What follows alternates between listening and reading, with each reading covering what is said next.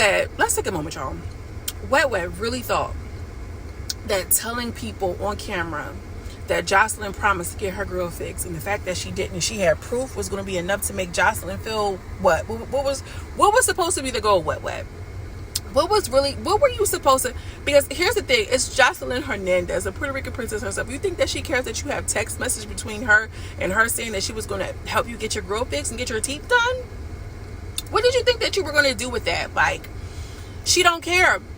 She do not care. And apparently you do not care either. Wet, you thought that threatening Joseline with, you told me you was going to get my grill fixed, you told me you was going to get my teeth done, and you didn't make good on your promises. You thought that threat was going to make Joseline Hernandez, the Puerto Rican princess herself, say, oh my gosh, you're absolutely right, Wet. I did say I owed you some buckaroos. What was the goal? What were you trying to accomplish, Wet? And here's what I was just saying. Like, you need to know how to play your role in situations. You knew that she didn't get your teeth fixed before you decided to join the show again. And so because she kicked you out and made you a joke, which we know who she is. We know the character that she's playing on Joseline's Cabaret. We know how she gives it up. Hell, you know better than anybody. You decided to go up there with them legs in them Paris and London and subject yourself to that type of treatment and then try to blackmail her? I don't understand why everybody is like, oh my gosh, Wet deserves better. It's Joseline Hernandez. You're not going to send me back to the strip club to be the same Joseline. She really thought she was about to make her feel bad or guilt her or expose her for not coming through on her promises? What are we talking about? And a part of me feels like maybe Wet was dealing with some mental health things, some emotional things, because when she was in front of those police girls, she started breaking down and crying, and I'm dealing with a lot. And girl, trust me, life is happening all around us, okay, sister? So I understand.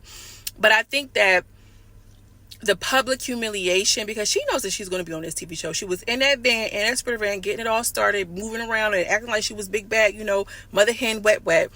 And Joseline came in and shut her out. That was triggering for her. That was a rejection.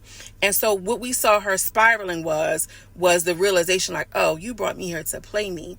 So even if she was okay with it, it was about her not knowing her role. So from a viewer's point of view, maybe we feel bad for Wet, but to be quite honest with you, I feel like she had an opportunity to come in, play a character and play a role, and she did not do that. And so Joseline, being in her still character and her still role and executive producer and owner of the show, she's going to take any opportunity to look like the winner inside of the situation where Wet should have came on. She could ask some products to be peddling instead of be out here trying to peddle mess and asking for hand-me-outs, girl.